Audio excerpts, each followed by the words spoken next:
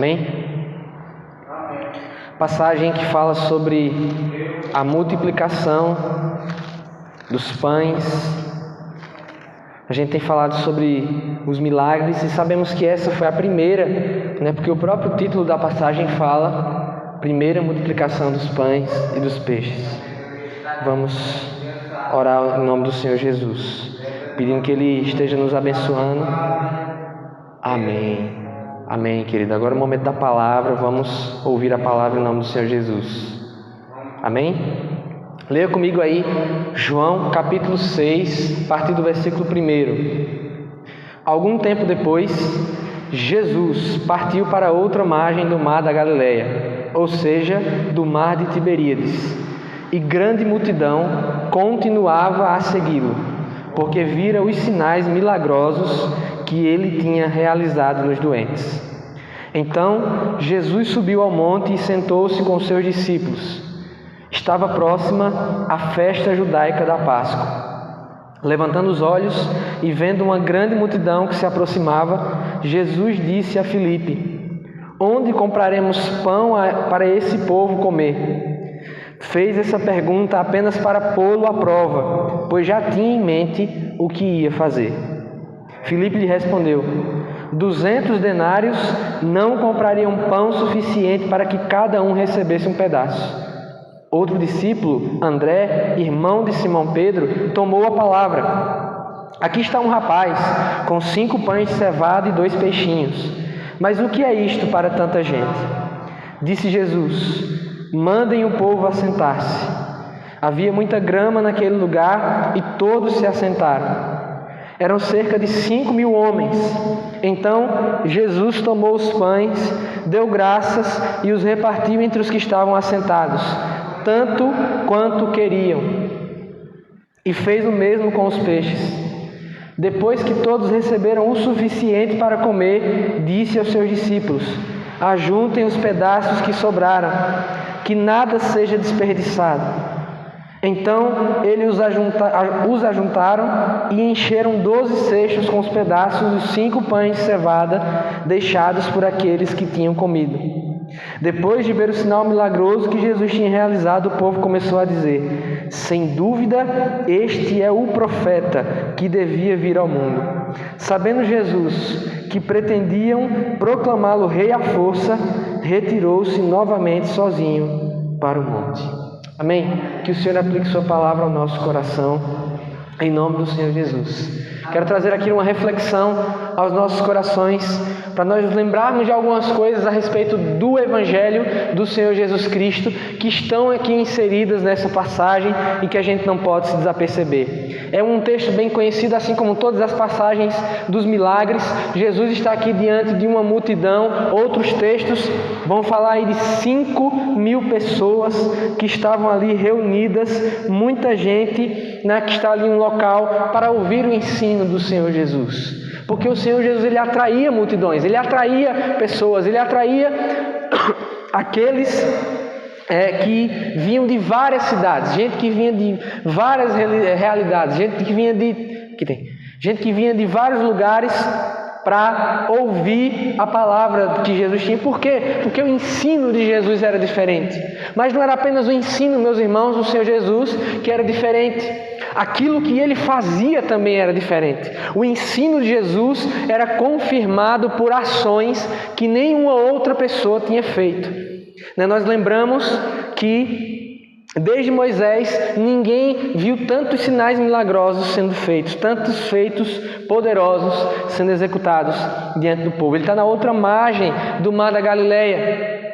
E a Galileia é uma região muito importante para o Evangelho. E em João especificamente, em um outro milagre que é citado também pelo apóstolo João, que é a cura do cego de nascença. Inclusive lá no Somos Um foi pregado, uma das pregações, uma das preleções era sobre o cego de nascença, né? Naquela passagem, ao se referir à Galileia, ao se referir a esses povoados, a essas cidades que ficavam na região da Galileia, os sacerdotes, quando eles ouvem de Nicodemos, né? Jesus ele dá uma resposta ali para os herodianos, e eles voltam, eles tinham ido para prender Jesus, eles voltam, e os chefes dos sacerdotes, mestres da lei, perguntam: por que vocês não prenderam ele? Vocês estão seguindo ele também? Não. E a resposta, né, daquelas pessoas eu confundi a passagem do cego de nascença com essa passagem de Jesus, mas vou voltar para essa. Né? A resposta das pessoas, né, dos chefes, dos sacerdotes, dos mestres da lei e dos herodianos é: vocês foram lá, vocês querem se tornar seguidores dele, mas quem segue é esse povo maldito, que eram os galileus, que eram a gente simples, que eram os cobradores de impostos, as prostitutas, as pessoas que eram marginalizadas pela sociedade. E aí sim, né, logo em seguida Nicodemos ele vai questionar e vai dizer: nossa lei, ela diz que ninguém pode julgar alguém sem ouvir o que ele tem a dizer, porque estavam já querendo matar Jesus. E aí eles vão retrucar Nicodemos dizendo: examine as escrituras e você vai ver que nenhum profeta surgiu da Galileia. Da mesma forma, agora sim, diante do cego, quando por muitas vezes ele é chamado para prestar conta do milagre que aconteceu, ele diz: vocês querem também se tornar seguidores dele? E aí eles respondem: seja seguidor dele você e esse povo aí que não conhece a lei de Moisés. Essa gentinha, se a gente fosse usar a linguagem dessa gentinha, esse esferrapado aí, esse povo que não vale nada. Essa multidão está aqui reunida. Do outro lado do lago, grande multidão seguia. Por quê? Porque viram os sinais. O apóstolo Paulo fala isso em 1 Coríntios. Os judeus, eles pedem sinais. Mas eles pedem sinais porque eles têm fé? Não, eles pedem sinais porque eles são incrédulos. A dureza do coração do judeu fazia com que eles pedissem sinais. A gente acha tão lindo, e eu não estou dizendo que isso é errado, os testemunhos de pessoas que colocam Deus à prova, né? Deus, me dá um sinal. Será que eu tenho que pintar minha casa, né? A gente, quando estava para pintar nossa casa lá, foi um desafio, porque do cinza que começou a conversa no cinza. Aí passou por um monte de colorido, até que a gente conseguiu chegar nas duas cores que a gente pintou. Né? Imagina eu lá: Senhor, dá um sinal, qual cor eu devo pintar a minha casa? Então, Senhor, me dá um sinal, eu recebi um dinheiro aqui, em qual banco, em qual conta das que eu tenho eu coloco? Eu estou colocando isso com coisas bobas e parece bobo, mas a gente faz isso com outras coisas. Os judeus, eles pediam sinais, mas eles não pediam repetindo porque eles criam. Eles pediam sinais justamente porque eles não conseguiam crer. Eles queriam ver para crer. Eles queriam que um profeta que chegasse, ele se comprovasse como tal. Então Jesus fazia sinais muito mais para ajudar a pequena fé daquele povo do que para elogiar a fé dele.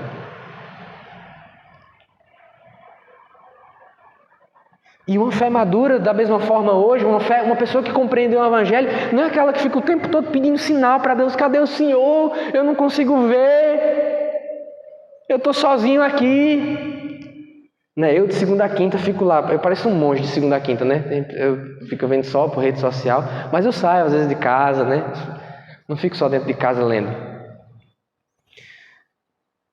Senhor, você não estava nessa situação aqui não, me dá um sinal, me dá uma prova, faz o céu brilhar.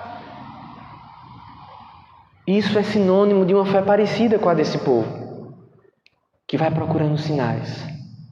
Quando nós já temos a palavra completa sobre quem Deus é e sobre o que Ele espera de nós, meus irmãos. O povo foi porque viu os sinais. Se Jesus decidisse que não faria mais nada para aquele povo, o povo deixava de segui-lo. E se fosse com nós? Se fosse conosco, com nós, assassino do português. Se fosse conosco, se Jesus dissesse: olha, a partir de hoje, eu tenho 28, até os seus 150 anos, eu não vou fazer mais nada que você pedir. Será que a gente continuaria seguindo Ele? Se Jesus chegasse para você e disse: olha, eu não vou mais atender nenhuma das suas orações, A partir de hoje, pode orar, mas não vou atender nenhuma. Será que a gente continuaria seguindo ele? Aí você diz, eita, pastor, Jesus não vai fazer isso não. Realmente, ele não vai fazer isso justamente porque ainda não temos fé suficiente. Porque a sua misericórdia é muito grande. Porque ele sabe que a gente precisa. Os sinais, eles são uma necessidade. Não para afirmar Jesus apenas. Embora cada um dos milagres, como a gente tem falado, eles mostram quem Jesus é. Mas os sinais não são por causa de Jesus, os sinais são por causa do povo. Os milagres são por causa do povo. Aquilo que Jesus faz na nossa vida, embora renda glória para o nome dele, embora a gente dê testemunho na igreja, não é para ele. É porque ele é muito bom com a gente e ele faz, vez ou outra, ele intervém na nossa história, ele muda alguma situação, ele multiplica aquilo que não tem, porque ele é muito bom com a gente. Porque a gente não tem essa fé madura para encarar uma barra dessa de Jesus chegar para a gente e dizer, olha, ora o que você quiser, mas eu não vou atender. Confia só que eu sustento você e que você precisa de mim. Meus irmãos, de onde nós estamos hoje, até o salmista do Salmo 23, que é o salmo que as pessoas mais falam, que geralmente está a Bíblia aberta lá, o Senhor é o meu pastor, e se o Senhor, como traduziu lá o Projeto Sola, o Senhor é meu pastor, e se o Senhor é meu pastor, aquilo que eu não tenho, eu não preciso. Para a gente chegar nesse nível aqui, ainda falta muito. Uma fé que fica pedindo sinais. Então Jesus, pacientemente, ele sobe e ele se assenta com os seus discípulos. Nós estamos falando do relacionamento de Jesus com o povão. E a gente sempre fala, né, nas pregações você já deve ter ouvido, que existiam os níveis de relacionamento com Jesus. Tinha a multidão, tem os seguidores, que era um grupo já mais restrito, tinha os discípulos, e dentro dos discípulos tinha aqueles que eram mais achegados, que era o grupo de 4, às vezes André estava no bolo, às vezes estava só Pedro, Tiago e João.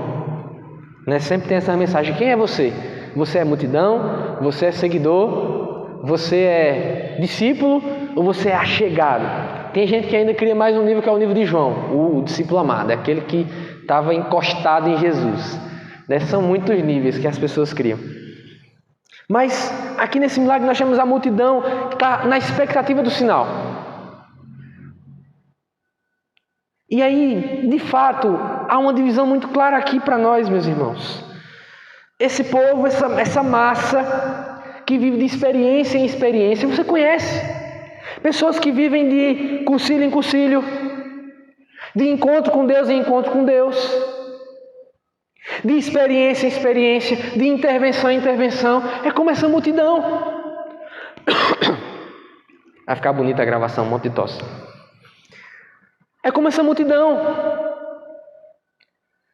sempre esperando o próximo sinal, o próximo milagre, a próxima provisão, o próximo estardalhaço que Jesus vai fazer.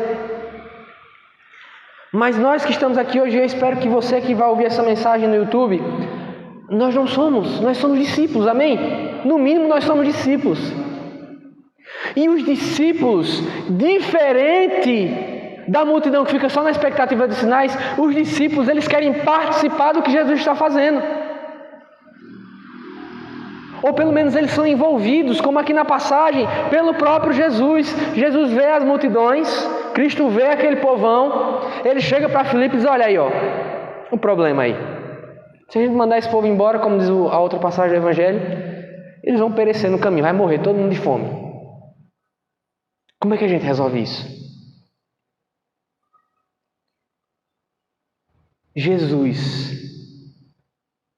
ele se apresenta como esse que faz milagres e sinais para quem duvida, para quem ainda está com a fé vacilante, para quem está naquela situação da multidão. Mas para quem é discípulo de verdade, Jesus dá problema. Meus irmãos, às vezes eu fico olhando, não só para a realidade da igreja, mas da nossa igreja local, mas amigos pastores que trazem às vezes uma questão ou outra. Meus irmãos, é muito problema. A igreja tem muita coisa para resolver, a igreja de modo geral. O povo de Deus tem muita coisa para tratar. Às vezes é questão estrutural, às vezes é questão denominacional, às vezes é questão das pessoas, às vezes são questões das famílias. Há muita coisa para tratar. E às vezes a bomba aparece para nós e o que a gente faz? Oxe, isso não é comigo não.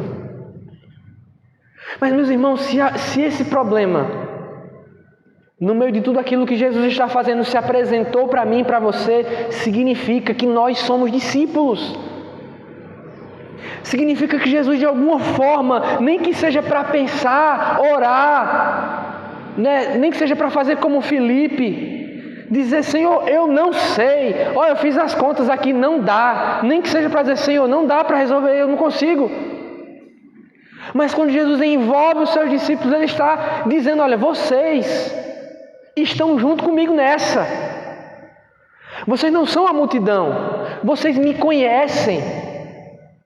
Esses discípulos já viram Jesus fazer muitas coisas, já ouviram o ensino de pé, já viram Jesus explicando parábola para eles. Eles não são como a multidão, eles conhecem Jesus de uma forma diferente, como eu e você conhecemos. E é para esses que Jesus chega e diz: olha, estou com um problema aqui para você resolver, ou no mínimo para você fazer. Em primeiro lugar, como Filipe fez. E Jesus, olha, o texto de João é tão explícito que diz: Jesus fez isso para colocá-lo à prova, porque, como foi dito, né, está até na conferência, né, do Somos Um, Jesus é aquele que já começa as coisas sabendo quais são os resultados. Nosso Deus, Ele tem o domínio de toda coisa. Jesus já sabia aqui o que Ele iria fazer, mas Ele permite que a gente participe do processo. Em primeiro lugar, para quê? Para colocar à prova, para ver onde é que está o nosso coração. E infelizmente o coração de Filipe estava na dificuldade, estava na falta. E onde é que está o nosso coração? Quando Jesus, Ele apresenta um problema para nós. Quando Ele apresenta uma situação que parece não tem o que fazer. Que era exatamente esse tipo de situação. É irresolvível, nem sei se essa palavra existe. Insolúvel, insolucionável. Qual é a nossa reação? Nós focamos em estratégias humanas para solucionar o problema? Ou nós desconsideramos, como na passagem da tempestade, quem está conosco? Filipe desconsiderou. Ele olhou a coisa toda da perspectiva de quem faz a conta, diz: olha, são necessários tantos dinheiros, e mesmo assim, só um pedacinho de pão para cada um, e olhe lá. Como dizia minha mãe, né? Às vezes ela ia preparar uma comida, aí já avisava, olha, a carne hoje é só para cheirar. Aí foi a conta de Filipe aqui, bem pouquinho para cada um. Uma outra postura é tentar fazer alguma coisa, que foi o que André fez. Jesus apresentou um problema para os seus discípulos, há uma multidão ainda de bebês que ficam esperando por sinais, esperando pelas soluções de Jesus. Da mesma forma, tem gente ao nosso redor, discípulos de Jesus, que ainda se relacionam com Jesus assim, como bebês, esperando qual é a próxima coisa que Jesus vai fazer por mim, esperando qual é a próxima coisa que Jesus vai fazer por mim. E Jesus está dizendo: olha, esse povo todo aí é da nossa conta, é da sua conta. Por quê? Porque no meio desse povo vai ter gente que vai entender a minha mensagem ainda. No meio desse povo vai ter gente que vai compreender o que eu estou fazendo. E que vai parar de me olhar só como um milagreiro, como um resolvedor de problemas. E eu estou chamando vocês, discípulos, para participarem daquilo que eu estou fazendo. Porque no futuro, quando o Senhor Jesus volta, é isso que os discípulos vão fazer, vão cuidar do povo. E aí André, ele faz uma tentativa. Tem aquela música, né, do 4x1, quem poderia imaginar? Ele conta uma historinha todinha na música desse menino, né, que provavelmente, né, esse pão e peixe aqui, geralmente aquele peixe bem molinho, tipo sardinha. O rapazinho ali levou 5 pães e 2 peixes, ou seja, era o pão e o peixe era aquela sardinhazinha para fazer aquele patezinho, botar no pão, ó, delícia. Era o lanche do menino. Imagina quando ele sabe da notícia: vem cá, Traz aí tua comida. André tentou fazer alguma coisa. Mas mesmo na tentativa dele de trazer alguém para Jesus, de trazer alguma coisa, ainda assim, há muito pouca fé. Outro discípulo, André, irmão de Simão Pedro, tomou a palavra. Aqui está um rapaz com 5 pães de cevada e 2 peixinhos. Mas o que é isto para olhar para tanta gente? Um estava focado na dificuldade, no tamanho da tarefa. O outro estava focado na pouca provisão. Às vezes acontece assim também na realidade da igreja. Uns ficam só, meu Deus, olha que problema, olha o problema do som, olha o problema do violão, olha o problema da pessoa que não está vindo para o culto, olha o problema do gasofilaço, olha o problema da mesa. Tem gente que fica só focado no problema. E tem gente que fica focado no pouco. Eita, como a gente tem pouca gente vindo para os cultos de oração. Eita, como a gente tem pouco isso, pouco aquilo.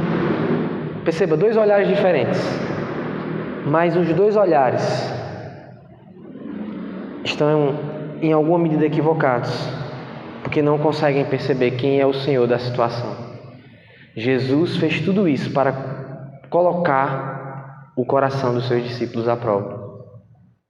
E eu quero já caminhar para o final da minha reflexão perguntando para você: quem sabe se essa situação que você tem vivido não é Jesus colocando o seu coração à prova? Não é Jesus levando você a perceber que talvez você esteja com os olhos no lugar errado e que você deveria olhar para aquilo que Ele é capaz de fazer. Mas por fim, meus irmãos, uma coisa os discípulos acertaram. Eles obedeceram às instruções de Jesus. Jesus, mesmo que eles não tinham a fé suficiente para que naquilo que Ele era capaz de fazer, Ele diz: dividam o povo, manda eles se assentarem, vão espalhando aqui o pão que eu vou orar, agradecer por ele, né? E foi milagre mesmo, foi um milagre, dizem os liberais, né? Isso foi o milagre da solidariedade. Quando Jesus, o menino repartiu o pão, todo mundo, na verdade, tinha um pãozinho ali, repartiu, né? Não foi o milagre da solidariedade, foi milagre mesmo, multiplicou.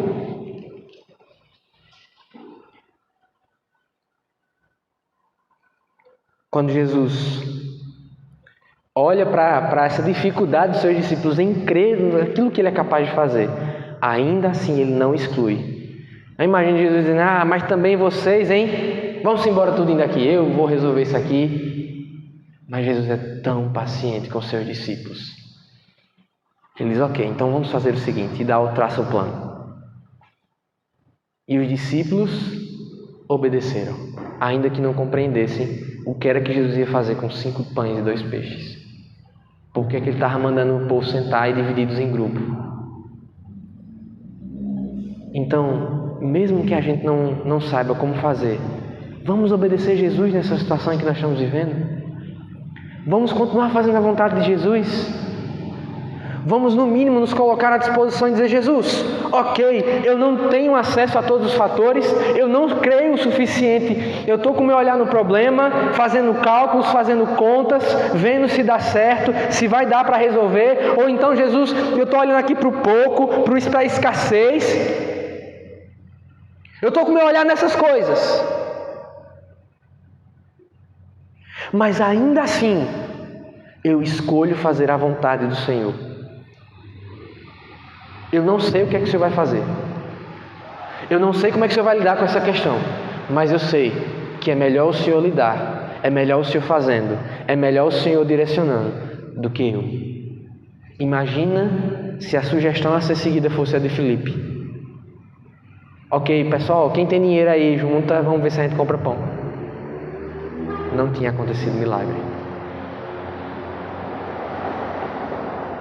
Jesus está nos envolvendo naquilo que Ele faz, meus irmãos. E mesmo quando a nossa fé não é suficiente, mesmo quando a nossa fé é muito parecida, às vezes até com a da multidão, Jesus está nos ensinando: olha, se você me obedecer durante o processo, você vai ver as grandes coisas acontecendo.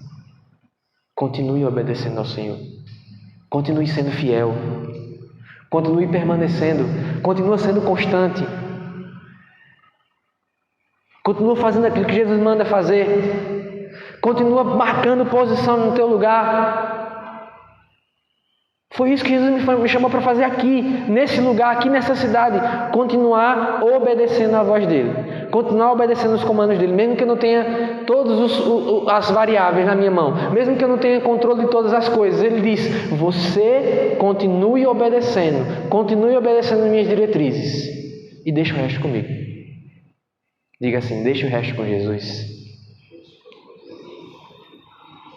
Vamos ficar de pé?